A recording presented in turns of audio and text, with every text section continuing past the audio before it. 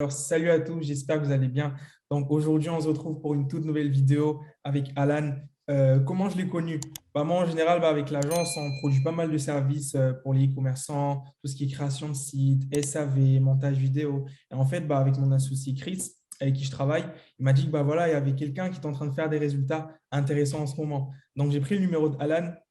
Je lui ai fait un message et on s'est appelé direct, on a discuté, ça a bien matché, c'est vraiment quelqu'un de cool, voilà, avec une très bonne mentalité. Et je me suis dit aujourd'hui, voilà, faut qu'il monte aujourd'hui là pour vraiment vous donner des conseils de ouf. Donc juste avant l'interview, on était en train de discuter un petit peu. Déjà, ce qu'il me disait, c'était vraiment cool. Moi, j'ai vraiment appris avec lui. Donc voilà à peu près, durant l'interview, on va parler de son parcours. Il va vous donner des conseils sur comment vous lancer. Et puis, je mettrai sur Instagram si jamais il y en a qui ont des questions à lui poser. Donc, salut Alan, comment tu vas? Ça va, Chris, ou quoi? Ça va, Tranquillement, ça c'est va. merci. Ça fait Ça va plaisir en tout super de mon cas. côté. Du coup, pour ceux qui ne te connaissent pas, est-ce que tu pourrais te présenter un petit peu qu'est-ce que tu as fait avant de te lancer dans le dropshipping? Ouais, Comment tu t'es lancé et quels résultats tu as pu accomplir? ouais, bien sûr, pas de souci. Donc moi, du coup, avant du coup le dropshipping, j'ai fait notamment des études, on va dire un petit peu comme tout le monde. Et j'avais cette vision-là où, voilà, pour grimper, pour monter, faut faire des études. Voilà, un petit peu cette vision que un petit peu les parents et tout l'entourage qui te le conseillent. Donc du coup, moi, j'ai simplement fait, j'ai eu un bac, j'ai fait un BTS et j'ai eu des expériences on va dire, de la vie où j'ai travaillé correctement. Et j'ai toujours eu cet un petit peu d'esprit où, voilà, où je me débrouillais un peu à droite à gauche, où j'étais un petit peu souvent le gars où, voilà, est-ce que tu peux avoir ci, est-ce que tu peux avoir ça? Je me débrouillais un peu à droite à gauche. Et un petit peu comme tout le monde, j'arrive sur YouTube, je regardais des vidéos et je me suis dit, attends, je peux faire un site internet et puis je peux le vendre en fait un petit peu partout où je veux. Je me suis dit, je ne vais plus me prendre la tête à vendre comme ça à droite à gauche. Je peux tout faire, le mettre sur un site et le vendre partout en France. Je me suis dit, incroyable, tu vois. Donc après, tu commences un petit peu comme tout le monde avec des vidéos gratuites sur YouTube, etc.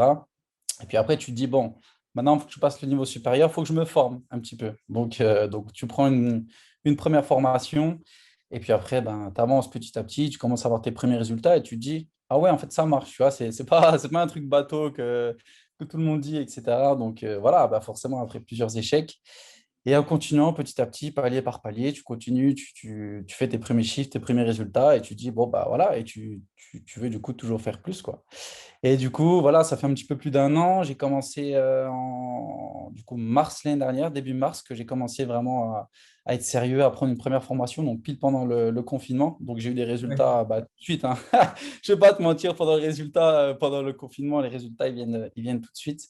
Donc c'était grave cool. Et après, du coup, comme on disait du coup, tout à l'heure un petit peu en off, j'ai eu cette vision en fait où je me suis dit, OK, là, en fait, je fais juste du copier-coller de ce qui se passe. Comment moi je peux faire quelque chose de nouveau et comment j'avais un petit peu je me sentais pas bien. Je me dis, en fait, c'est pas ça. L'e-com, le drop, on va dire en mode classique, c'est vraiment pas ça que je veux faire, quoi. Je veux vraiment quelque chose de nouveau, vraiment où je suis fier et je me dis, j'apporte quelque chose de nouveau. Du coup, comme on parlait du coup en off, où j'ai vraiment repris tous les basiques du marketing, la psychologie humaine, de penser vraiment autrement. Je prends souvent par exemple l'exemple d'un restaurant par Ok. exemple, où voilà, il faut que la devanture elle soit carrée, il faut que les assiettes soient bien, il faut que les meubles ils soient corrects, que ça soit propre, que les plats sont bons. Tu peux pas rentrer dans un restaurant et que les chaises, voilà, il manque un pied, que les couverts ils soient sales, que les verres ils soient sales. Les gens ils vont se dire, je reviens pas. Et je me suis dit, il faut vraiment que je me concentre sur le client et vraiment faire quelque chose que je lui apporte un maximum de valeur et que ça soit vraiment propre du début à la fin, quoi. Et Ok. donc, j'ai repris vraiment tous ces basiques, comme on disait, et j'ai repris tous les principes voilà, de la psychologie humaine, du marketing, et je suis allé Et chercher par je rapport à suis allé ces chercher des principes, vidéos. est-ce qu'il y a des livres en particulier qui t'ont aidé, que tu as eu à lire et tout pour Ouais, connaître ouais, bien sûr. ça fonctionne? Totalement, hein. Totalement. Après, je pense que tout le monde connaît un peu, enfin, dans le monde du e-commerce, Stan Leloup, en termes de marketing, psychologie humaine. Donc, ça a été vraiment une des personnes que j'ai beaucoup, beaucoup suivi. Donc, vraiment appliquer ses conseils, donc notamment son livre. Je crois que c'est Votre empire dans un sac à dos. Ouais, l'Empire Sac à dos. Voilà, c'est ça. Donc, le titre, tu te dis, ouais, non, moi, je ne veux pas partir avec mon sac à dos ailleurs. Mais en fait, non, c'est vraiment en mode, il te rapprend vraiment les basiques. Et vraiment, j'ai trouvé ultra cool. Même ces podcasts qu'il fait, franchement, je trouve ça vraiment intéressant. Et pas hésiter en fait voilà, à vraiment penser, il t'apprend un peu à penser en dehors de ce que tu fais et à apprendre des choses qui se passent ailleurs. J'aime bien reprendre ce qui se passe dans le business physique parce que il ne faut pas te planter. Tu montes un restaurant, quelque chose, il ne faut pas te planter, quoi. Donc, essayer de reprendre un peu ces principes-là et les mettre un peu dans le e-commerce. Notamment, je mets beaucoup le client en fait, au centre des intentions. Et notamment, bah, grâce à ça que je t'ai connu par rapport au service de SAV, tout ça, quoi. Yes. Donc, Et par rapport à ça, du coup, je t'ai lancé sur principalement, qu'est-ce qui t'a permis de faire des résultats? Quelle source de trafic en particulier? ouais, alors du coup, moi j'ai commencé marketing d'influence en France, très simple, boutique fitness pendant le confinement. Donc je pense que beaucoup en ont fait aussi là-dessus. Donc voilà, j'ai pu rouler là-dessus tout le mois d'avril et début mai. Avril, début mai. Et après, je me suis dit, OK, c'est cool, j'ai fait un peu d'influenceur, je sais un petit peu comment ça se passe. Maintenant, j'ai envie de vraiment découvrir et pousser un peu plus Facebook Ads. Je me suis dit, OK, je partais déjà dans un principe faut pas que j'ai qu'une seule source de trafic. Je veux que mes clients ils viennent un peu de partout, quoi. Je me suis dit, OK, ben maintenant, je vais un peu apprendre Facebook Ads. Donc, Facebook Ads, je me suis lancé juste après sur une autre boutique, du coup, pour des produits un peu plus simples sur Facebook Ads. Et de début mai, ouais, du 8-10 mai jusqu'au 30 mai, j'avais fait à peu près 35K, vraiment sur mon troisième produit, testing, boom. Et c'est parti vraiment, en 5-6 jours, je suis passé de 200-300 € par jour à 3-4 KD, quoi. Et je me Waouh. suis dit, ouais, c'est vrai, je me suis dit, ah ouais, la machine va vite, quoi. Et Franchement, t'es déjà, pas prêt. Là, psychologiquement, tu vois, enfin, comment tu te sens par rapport à ça quand tu vois que, bah, OK, c'est vrai que bah, au début, quand tu te lances dans une formation, tu regardes un petit peu, est-ce que bah, les coachs, les mentors et tout, tous ceux sur Internet, ils disent, mais comment tu t'es senti en fait quand tu as vu ton dashboard et que tu as vu, bah, c'était toi en fait qui avait réussi à générer ce genre de résultats? bah, en fait, t'as un petit peu, moi, j'ai eu un petit peu, on va dire, deux réactions.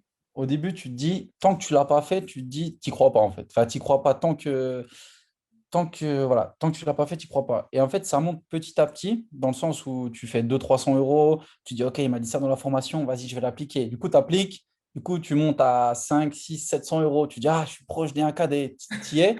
En fait, genre, tu savoures, mais j'ai pas eu le temps de savourer dans le sens, je me disais, vas-y, j'ai fait 1 KD, maintenant je vais faire 2 KD, tu vois. OK. En fait, j'ai pas pris le temps de savourer un peu ça.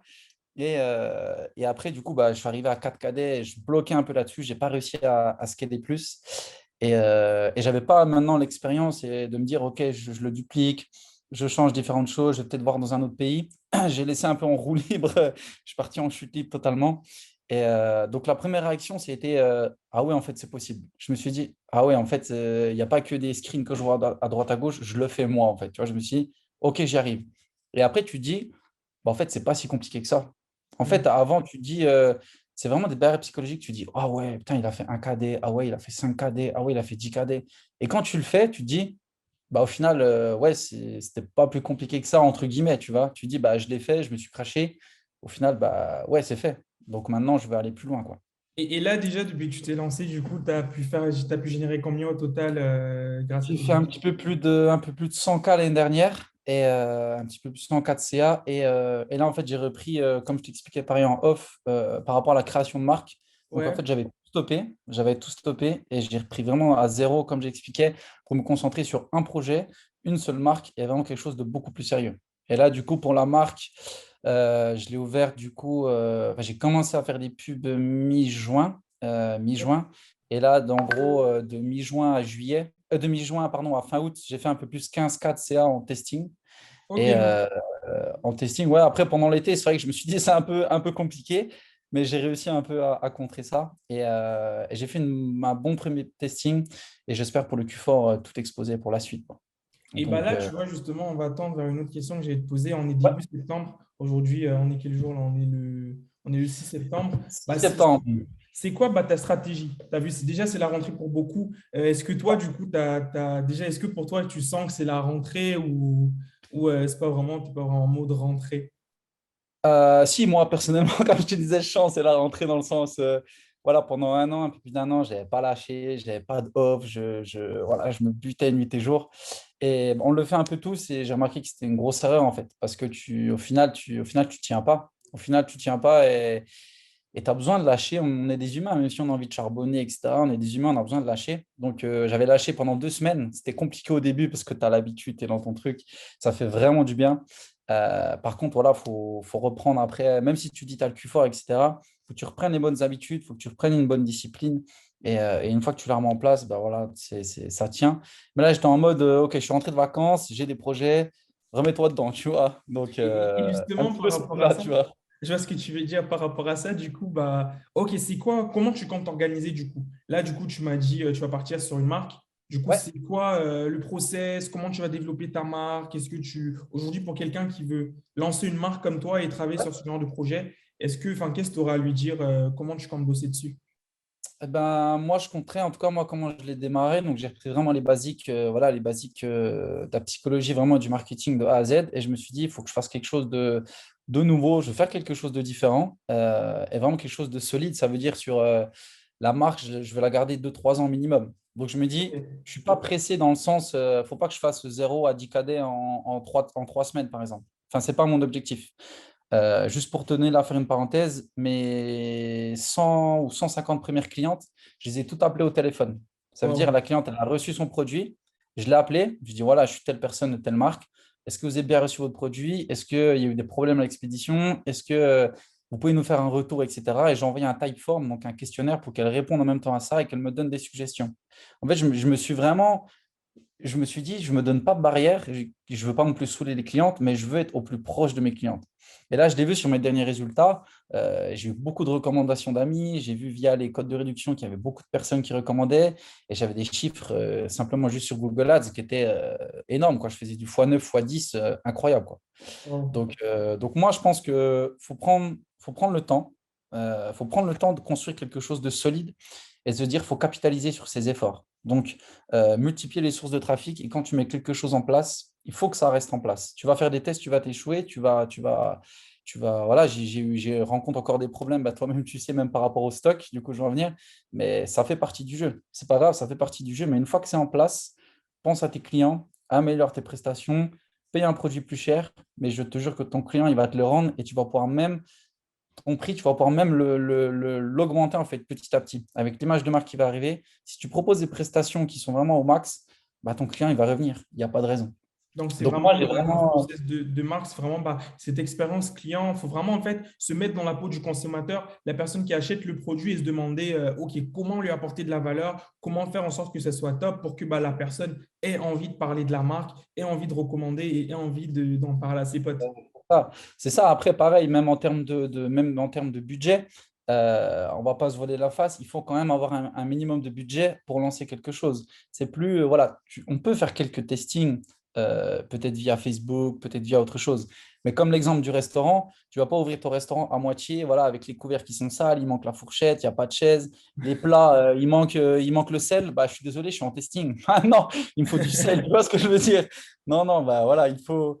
Moi, je suis parti de ce principe-là et vraiment, dès l'instant où j'ai commencé à faire des pubs, j'ai vu des résultats vraiment incroyables. Et après, pareil, du coup, en termes de formation, j'ai pris du coup l'accompagnement et la formation qui est proposée par Space Brand. C'est vraiment, ils OK. t'accompagnent sur 1 an. Et en fait, il y a vraiment un suivi tous les jours. Ils sont avec nous tout le temps. Il y a des lives, il y a des super intervenants. Et on a un petit groupe soudé. Ça nous permet que chacun donne ses idées, qu'on puisse avancer en fait ensemble.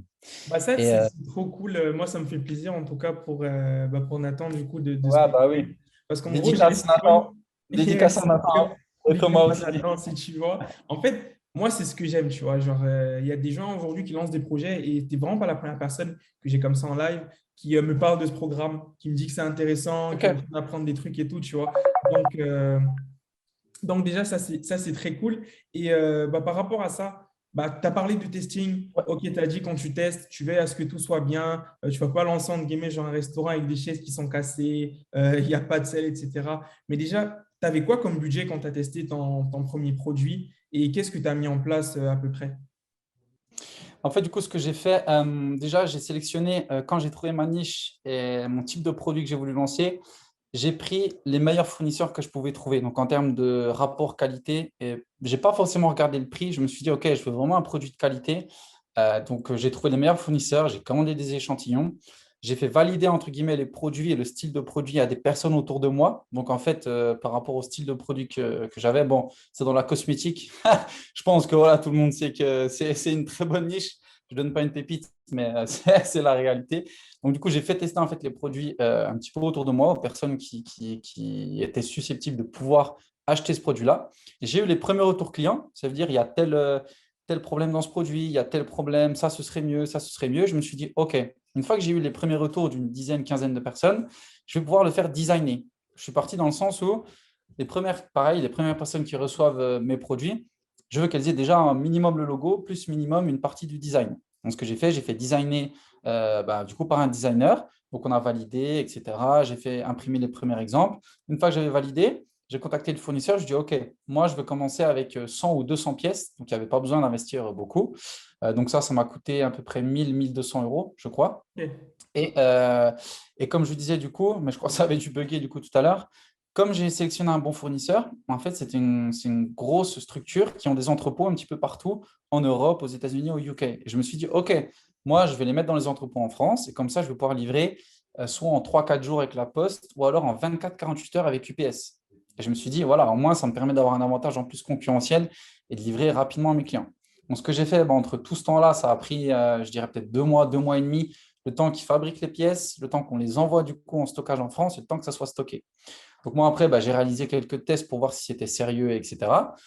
Et une fois que j'ai eu ça, je me suis dit, OK, maintenant, je vais faire un shooting photo. Maintenant, je vais prendre des personnes que je connais, forcément pareil, à moindre prix, entre guillemets. Mais je me suis dit, je ne vais pas mettre 10, 15, 20K dans des studios photos, etc.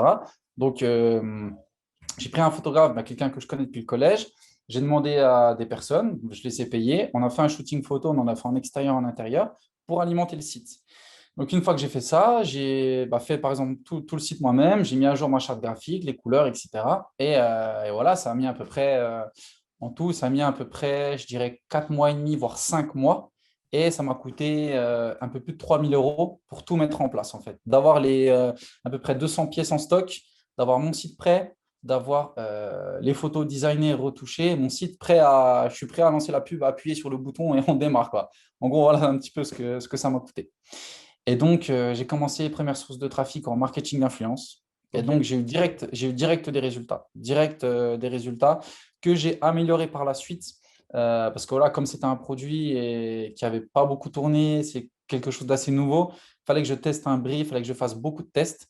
Et voilà, au bout du 2 3e influx, j'ai vraiment, on va dire, trouvé un peu le bon brief avec le bon prix, en fait, par rapport à ça. Et j'ai scalé un peu avec du Google Ads parce que je me suis dit, c'est un peu calme l'été, je vais simplement faire du search, histoire d'avoir mes premiers clients en testant pareil différents prix. Et je suis prêt là, je suis prêt à bombarder un peu pour la rentrée. Et du coup, en termes de stratégie, je passe en même temps la stratégie par rapport au Q4. Euh, j'ai, je vais utiliser également Facebook Ads. Et voilà, par rapport à Facebook Ads, je me suis dit, OK, il me faut du contenu UGC, il me faut du contenu où des filles utilisent mon produit. Voilà, il faut voir des personnes maintenant qui utilisent ton produit face caméra. Donc, j'ai utilisé du coup une agence d'ambassadeurs et de micro-influenceurs qui me permet en fait du coup d'envoyer une vingtaine, trentaine, cinquantaine de produits à des personnes qui utilisent mon produit. Moi, je récupère le contenu et ça me permet ensuite de faire des montages vidéo et pouvoir balancer ça sur Facebook Ads. Ok, ça Donc, c'est trop cool que tu en parles justement parce que ouais, c'est quelque c'est chose qu'on est en train de mettre en place parce que j'ai ouais, eu la demande aussi par rapport à pas mal de personnes qui aimaient justement ce type de UGC. Donc voilà, c'est quelque chose aussi qu'on propose en ce moment. On a tout un panel de voilà. influenceurs et tout. Vous envoyez les produits, on vous fait des belles photos, des vidéos et du coup, pour toi, c'est quelque chose qui fonctionne très bien, qui peut permettre de se différencier un petit peu de la concurrence. Ouais, exactement. En fait, j'ai plein de profils différents, plein de personnes différentes qui utilisent ton produit, même si on leur fait un brief, voilà, c'est des micro-influenceurs, ils s'investissent beaucoup plus que des influenceurs, on va dire, classiques. Et en Ok, fait, ils font vraiment un très bon travail, ils prennent vraiment les choses à cœur. Pas pour tout le monde, hein, bien évidemment, tout le monde est pareil, mais elles font vraiment des choses. On sent que c'est vraiment avec le cœur, c'est pas juste un placement, je fais mon placement et je m'en vais. Non, c'est vraiment quelque chose de sérieux. Tu récupères le contenu. Et en fait, derrière, enfin, ouais, sur une vingtaine de micro-influx que j'ai testé au mois d'août, j'ai du contenu déjà, enfin, vraiment pour terminer le Q4 tranquille, quoi. Et que ce soit de l'unboxing, que ce soit du UGC, que ce soit vraiment tout, quoi. Donc, c'est vraiment ultra, ultra intéressant. Et en tout cas, moi, c'est ce que je conseille même pour un débutant d'envoyer même une vingtaine, trentaine de produits. Ça va lui coûter le coût du produit. Suivant s'il passe soit en direct avec des micro-influx, ça va te prendre du temps de les contacter, etc. Ou alors par une agence, ce sera peut-être un pourcentage. Mais par contre, voilà, il y aura le premier retour de client, tu vas pouvoir avoir beaucoup de personnes qui utilisent ton produit, et même pour des photos ou des vidéos témoignages sur ton site. En fait, c'est ultra important. Et ça, après, tu peux le réutiliser sur TikTok, sur Snapchat, sur Facebook Ads. Et je trouve ça ultra important avant de mettre déjà du gros budget et de payer une influenceuse 3 à 5 000 euros alors que tu as zéro retour déjà de base. Donc, je pense que c'est ultra intéressant de commencer un peu comme ça aussi. Ouais, tout à fait. Et du coup, si je te posais une autre question, bah, maintenant, c'est par rapport aux angles marketing. Bah, comment tu Ouais, travailles en général sur ton marketing? Comment, quand tu vas trouver un produit, tu vas réussir ouais. à trouver ses principaux avantages? Comment tu vas réussir à travailler sur ton copywriting pour bien le vendre?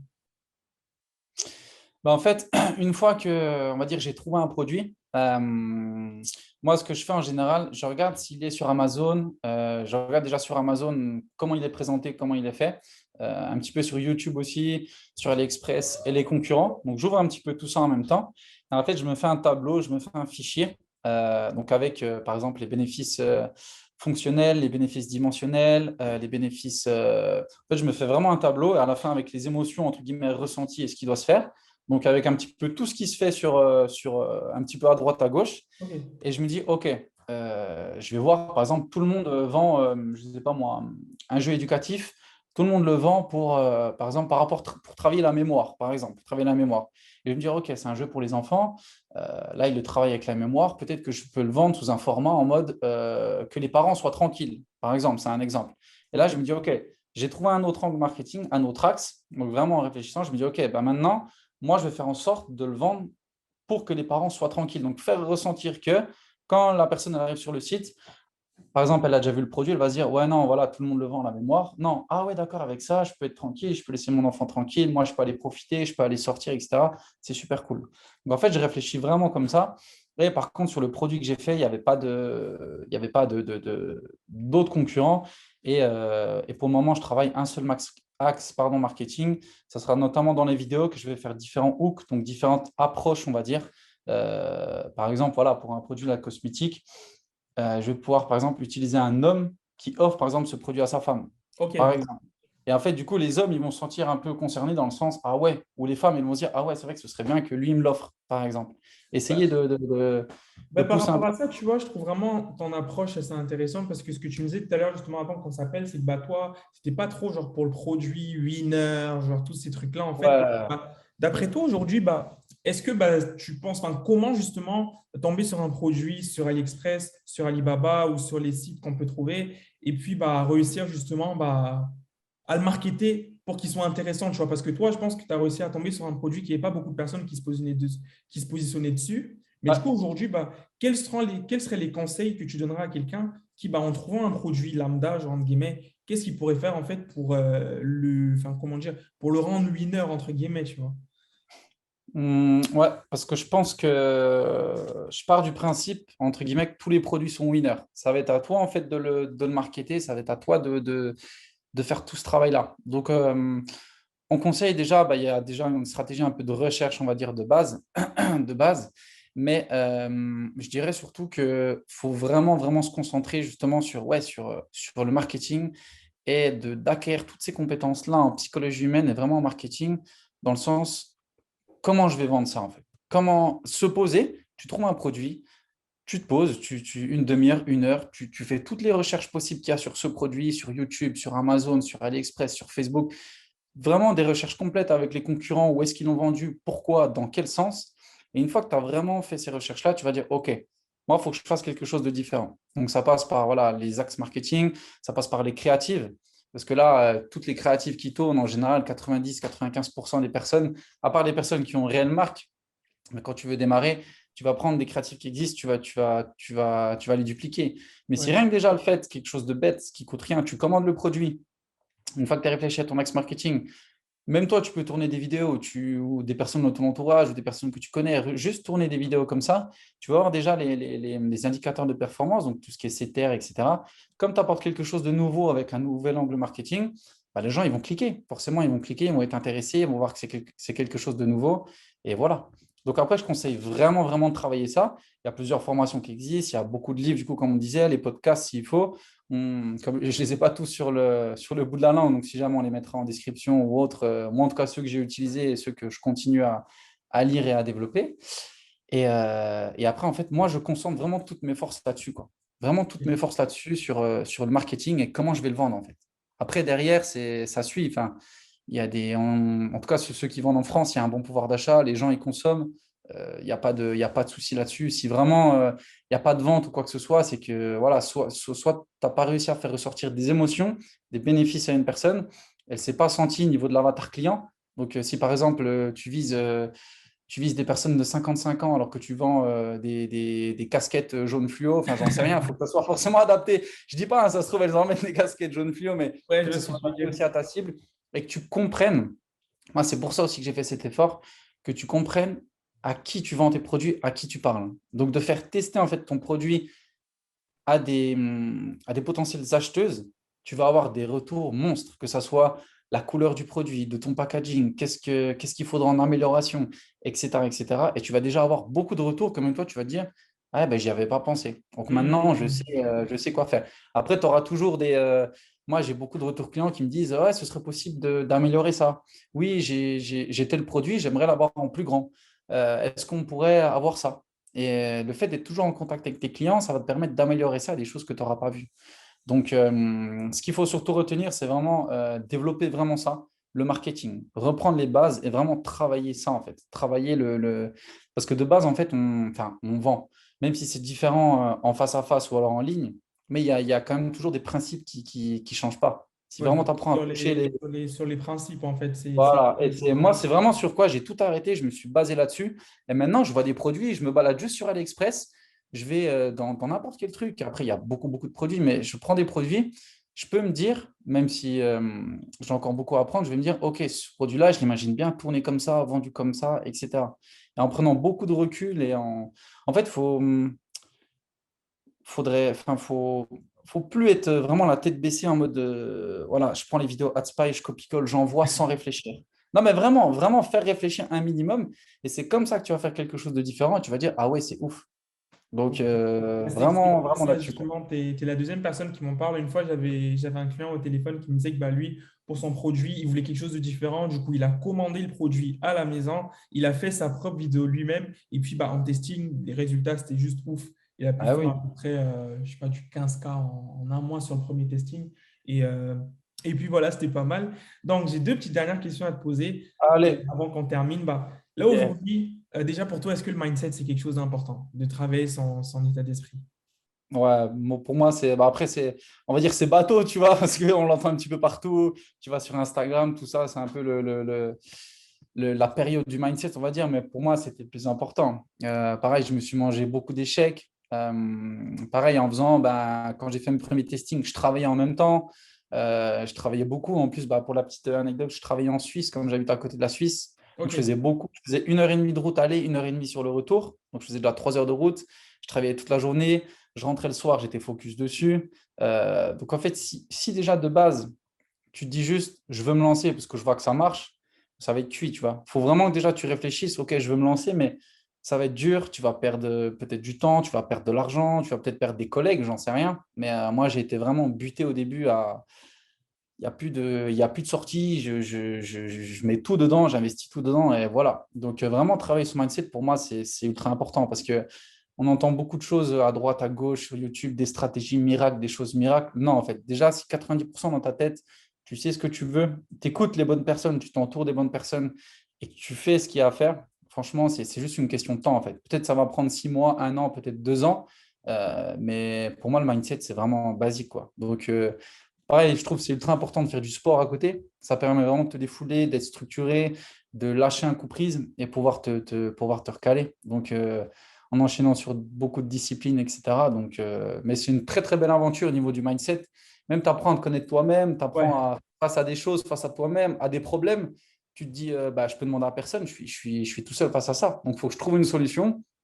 Et au final, bah, pour moi, c'est vraiment la plus grosse partie. Le reste, il n'y a pas de stratégie miracle, entre guillemets. Il y a pas de chose miracle. C'est le travail, la discipline. Tu apprends, tu chutes et tu recommences, quoi. Malgré que ça passe un peu bateau parce qu'on n'entend que Non, ça, mais t'inquiète, mais c'est parce qu'il n'y a que c'est ça. important. Bah, je pense au final, si tout le monde le dit, c'est que c'est vrai, Ah tu vois. oui, Genre, tout le monde le dit totalement. à chaque fois, tous ceux qui ont réussi, ceux qui sont passés là, qui ont fait des résultats, à chaque fois, ils vont toujours dire, il faut travailler, passer à l'action. persévérer, persévérer, persévérer. Bah, du coup, au final, pour moi, c'est vraiment la clé. Et la petite dernière question que j'ai te demander, bah, est-ce que tu recommanderais Delectro à quelqu'un? Et si oui, pourquoi? Du coup, non, on termine sur une mauvaise note. Non, je ne recommande pas. Non, mais bien sûr que oui. En plus, j'ai commencé à travailler avec toi, puis avec Chris l'année dernière. En plus, à l'été, je crois que c'était bien coaching que j'avais pris. Je me souviens, on m'a conseillé Delecto. Je me suis dit, ah, bah, je ne connais pas. Donc j'ai été très satisfait directement, super bien accueilli, pris en charge directement. Chris, il répond à la seconde près. T'envoies un message, salut, ça va? Il te répond direct, ouais, nickel et tout. Il est vraiment au top. Et donc, j'ai commencé par le SAV. Donc, pareil, super bien, je trouvais super bien structuré, bien organisé, c'était fluide. Voilà, même en termes d'organisation, que ce soit les drives le soir, etc. Enfin, c'est vraiment, on n'a rien à faire. À donner quelques consignes, c'est déjà bien travaillé en amont. Et même au niveau du shop, je me souviens, on a travaillé ensemble pour les shops. Donc, pareil, ça a été livré dans les temps. Quand il y avait quand il y avait la dernière partie, c'était dans les temps. C'était vraiment carré, c'était propre. Donc, voilà, c'est pour ça que moi, en tout cas sur ma marque, j'ai décidé de vous refaire confiance parce que pour moi, c'était du très bon travail. Et donc, c'est pour ça que je me suis réorienté également vers vous. Et donc, forcément, je peux que recommander Delecto, quoi. Et en plus, super gentil, agréable. Et donc voilà, on travaille dans la bonne humeur et franchement, ça fait plaisir. En plus que le travail soit bien fait, donc c'est cool, quoi. Ah, super, ça fait plaisir, merci beaucoup. Avec Donc, plaisir. voilà, n'hésitez pas, du coup, je vais mettre sur Instagram, ceux qui ont des Ouais, questions, n'hésitez pas à aller lui poser.